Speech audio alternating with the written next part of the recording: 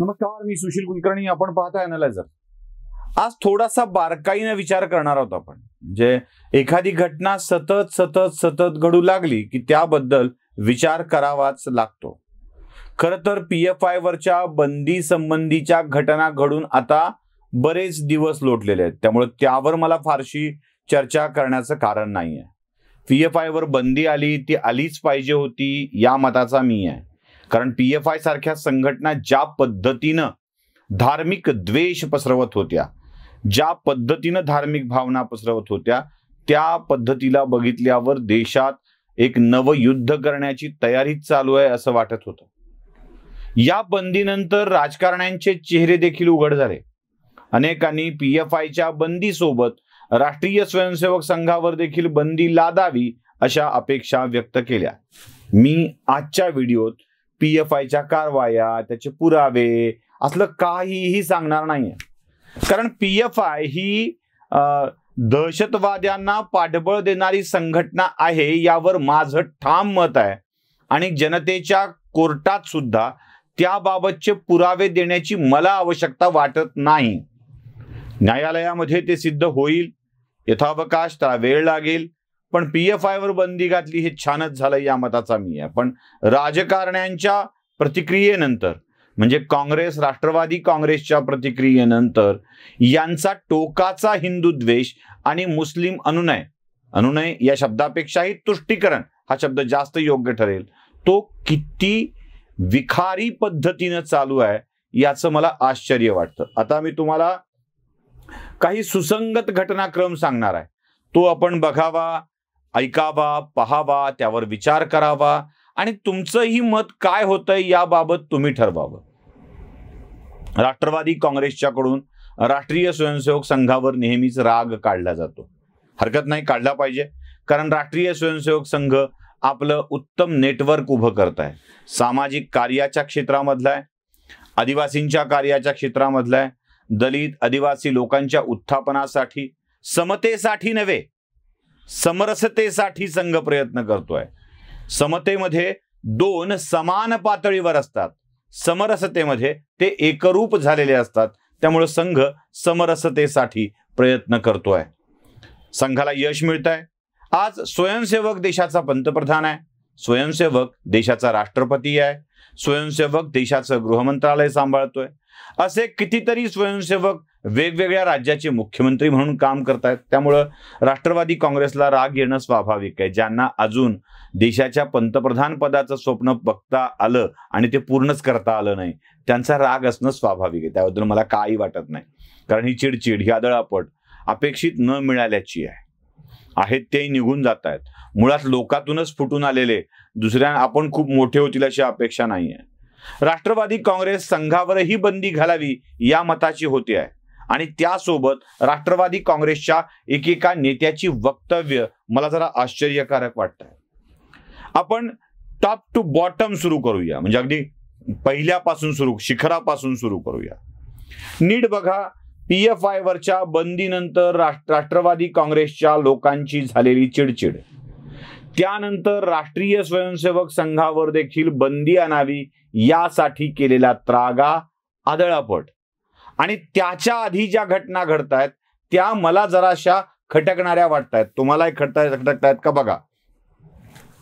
ज्या वेळी राष्ट्रवादी काँग्रेसच्या नेत्यांना संधी मिळाली आहे त्यावेळी हिंदू धर्मावर आघात करण्याचा त्यांनी प्रयत्न केलेला आहे.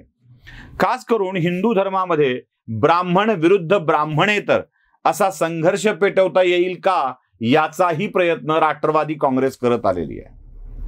म्हणजे सातत्यानं दोन वर्ग, दोन वर्ण, दोन जाती, दोन गट यांच्यामध्ये वाद होतील यासाठीच राष्ट्रवादी काँग्रेसची विधानं राहिलेली आहेत.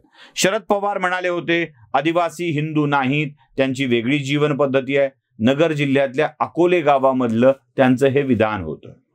पाठोपाठ शरद पवारांनी आपण देवाचे बाप असल्याचंही सांगितलं होतं आणि त्यासोबत ब्राह्मणेतरांना आपलंसं करण्यासाठी ब्राह्मणांना साल्यांनो हा शब्द देखील वापरला होता. ऐका तो शब्द. आम्ही गोष्टी घडवल्या, तुम्ही मंदिरात ठेवल्या आणि साल्यांनो आम्हाला मंदिरात येऊन देत नाही. चला जरा पुढे जाऊया. शरद पवार सातत्यानं असं विधान करत आलेले आहेत. म्हणजे एकतर ते खोटं बोलत आलेत हे तर आपल्याला सगळ्यांना माहीतच आहे की ते कसे भ्रम निर्माण करतात. म्हणजे जामखेडला अहिल्यादेवी होळकरांच्या गावात जाऊन, जन्मगावात जाऊन त्यांनी असं विधान करून टाकलं होतं की अहिल्यादेवी त्या मतदारसंघात जन्मल्या ज्या मतदारसंघाचं प्रतिनिधित्व रोहित पवार करतात. नाही असं चालतं. ते महात्मा फुलेंचा प्रसंग तुम्हाला माहित आहे. जॉर्ज पंचम कधी आला, महात्मा फुले कधी गेले, हे सगळं ते पवार असं करतातच. पण हिंदू धर्मावर आघात करण्याची एकही संधी पवार सोडत नाहीत. अगदी पुरंदरेंच्या कार्यक्रमाला हजर राहून परत पुरंदरेंना पवारच शिव्या घालू शकतात. सावरकरांचं प्रचंड कौतुक करणारे पवार सावरकरांच्यावर नंतर प्रहार करतात. त्याचं कारणच सावरकरांना हिंदू धर्मामध्ये, शरद पवारांना हिंदू धर्मामध्ये उभी फूट पाडायची आहे. त्यांच्या कन्या सुप्रिया सुळे याही कमी नाही आहेत.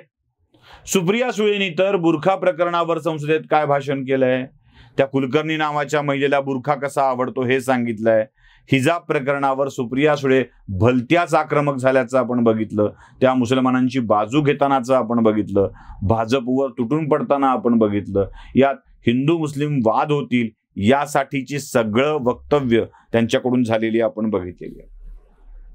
जितेंद्र आव्हाड हे काही वेगळं नाव नाही आहे, तुम्हाला कल्पना आहे. म्हणजे सनातन संस्थेवर आरोप करताना जितेंद्र आव्हाडांनी मराठा मोर्चाच्या आंदोलनामध्ये यांना बॉम्बस्फोट करायचा होता असा थेट आरोप करून टाकलाय. थेट आरोप, यांना बॉम्बस्फोट करायचा होता असा.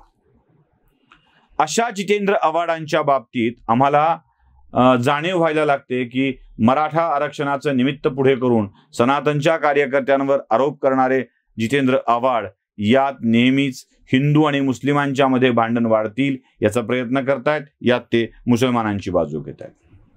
आणखी एक नेते अमोल मिटकरी, यांना तर काय बोलावं.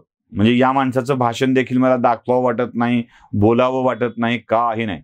म्हणजे ना बूड ना शेंडा अशा स्वरूपाची वक्तव्य हा माणूस करत असतो.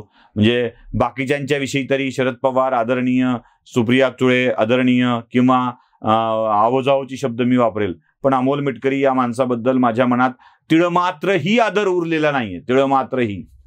म्हणून या व्यक्तीने केलेल्या विधानाकडे मला संपूर्णतः दुर्लक्ष करावं वाटतं. पण राष्ट्रवादीचा प्रोपोगंडा म्हणून तुमच्या लक्षात येईल की अमोल मिटकरी कशा स्वरूपाचं ब्राह्मणेतर वाद लावण्याचा प्रयत्न करतात.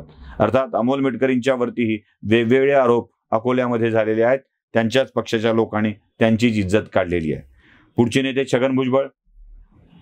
भुजबळांना तर आता वृद्धापकाळी लोक 60 बुद्धी नाठी म्हणतात, पण 60 उलटूनही 15 वर्ष लोटल्यावर भुजबळांना म्हणजे 1/4 साठी पुन्हा अजून एक पूर्ण झाली आहे. तसे या 1.25 भुजबळ आता सटकल्यासारखं बोलू लागलेले आहेत. म्हणजे लाडीक लाडीक बोलणं तर आहेच आहे ते, तोंडातल्या तोंडात असं लहान पोरगांनी लाड लाड केल्यासारखं तर बोलतात. पण त्यासोबत ते हिंदू धर्मामध्ये पुन्हा ब्राह्मणेतर वाद लागतील अशा स्वरूपाचं विधान करतायत. मग कशाला करायची सरस्वतीची पूजा असं आपल्या कार्यकर्त्यांच्या तोंडूनही सांगतात.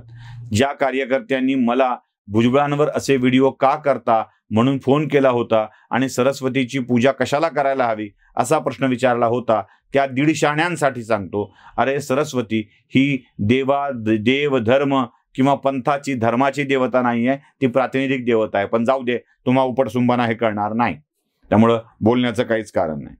अशा हिंदू देवदेवतांबद्दलची आगपाखड सातत्यानं राष्ट्रवादीचे नेते करत आलेले आहेत. सुषमा अंधारेंच्या विषयी काय बोलावं नको, कारण उगाच बोलून काही अर्थ नाहीये. त्याही हिंदू देवतांच्या विरोधात कशा स्वरूपामध्ये बोलत होत्या आणि त्यावेळेला त्या राष्ट्रवादीत होत्या. आता शिवसेनेत आहे. ज्या वेळेला त्या बौद्ध धम्माचा स्वीकार करून गेल्या, म्हणजे पुढे ज्या वावरू लागल्या, त्यानंतर त्यांना हिंदू धर्मावरचा प्रचंड राग आणि तिटकारा वाटू लागला. खरं तर तुम्ही सगळ्यांनी ज्यांनी धर्मांतर करून धम्माची दीक्षा घेतली आहे ना, त्यांनी धम्माच्या आचरण पद्धतीनुसारच वागावं ना. नसते अपरिग्रह, लोकांवरती राग करायचा नाही, अहिंसा करायची नाही, हिंसा करायची नाही, या सगळ्या गोष्टीचं पालन करावं ना. कुणाचा द्वेष करायचा नाही, कुणाचा मत्सर करायचा नाही. अहो, धम्माचं शिक्षण तर हेच आहे का धम्म दीक्षा घेतल्याबरोबर हिंदू धर्मावर तुटून पडायचं असं काही सांगितलं जातं? या पद्धतीमध्ये ही लोक वावरत आलेली आहेत. आणि म्हणूनच मला PFIच्या बंदीच्या पार्श्वभूमीवर राष्ट्रवादी काँग्रेसकडून आलेल्या प्रतिक्रियेनंतर राष्ट्रवादी काँग्रेसच्याच नेत्यांच्या एक एक वक्तव्याला मी आठवू लागलो की मग मात्र माझ्या मनात शंकेची पाल चुकते का यांनाच हा द्वेष पसरवायचा आहे. ते अमोल कोल्हे चित्रपट काढतात, त्यात अनाजी पंत दाखवतात, अनाजी पंताचं पात्र अतिरंजित रक्तरंजित करून दाखवतात. आताही नवे नवे पिक्चर काढतायत. त्यांना काय सांगायचं आहे? या हिंदू धर्मात आग लागावी, भांडण लागावी, या जाती जातीच्या विरोधात पेटून उठाव्यात आणि आपलं मुस्लिम तुष्टीकरण चालावं, एखाद दुसऱ्या जातीची मतपेढी आपल्या बाजूनं करण्यासाठी दोन जातींच्या मध्ये भांडणं लावण्याचं कारस्थान राष्ट्रवादी काँग्रेसचे नेते करतायत का, असा प्रश्न माझ्या मनामध्ये येतो. मग प्रसंगी यांची बाजू घ्या, प्रसंगी जाऊन मुसलमानांची बाजू घ्या, तुष्टीकरण करा, या स्वरूपाच्या गोष्टी राष्ट्रवादी काँग्रेसचे नेते करतायत का, असाही प्रश्न आपल्या मनामध्ये निर्माण होतो. याच प्रश्नाचं उत्तर मी तुमच्याकडून विचारतोय. PFIच्या बंदीच्या वर रडारड करणारे राष्ट्रवादीचे नेते हिंदू धर्मातच फूट पाडून त्याच्याविषयी शंका मनात निर्माण करून लोकांच्या मनात संभ्रम निर्माण करून काही गोंधळ घालू इच्छितात का, हे देखील आपण तपासलं पाहिजे. व्हिडिओ आवडला असेल तर लाईक, शेअर आणि सबस्क्राईब नक्की करा. आपल्या कमेंट मात्र नक्की कळवा. धन्यवाद.